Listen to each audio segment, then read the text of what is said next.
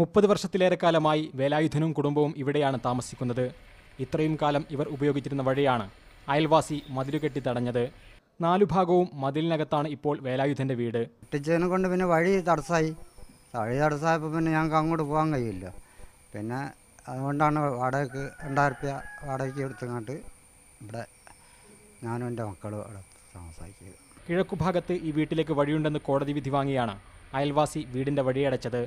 തങ്ങളുടെ വക്കീലിനെ പോലും അയൽവാസി സ്വാധീനിച്ചാണ് കോടതി വിധി വാങ്ങിയതെന്ന് വേലായുധൻ്റെ കുടുംബം പറയുന്നു. ഞങ്ങളുടെ വീടിൻ്റെ കിഴക്ക് ഭാഗത്തുള്ള മുതലാണ്. ഈ കിഴക്ക് ഭാഗത്തുള്ള ഭാഗത്തുകൂടെ ഒരു വീട്ടിലേക്ക് ഒരു മോട്ടോറബിൾ വേണ്ടെന്ന് പറഞ്ഞിട്ടാണ് കോടതി ഞങ്ങളെ മുതൽ വഴി മുട്ടിക്കുന്ന രീതിയിൽ ഒരു വിധി വന്നിട്ടുള്ളത്.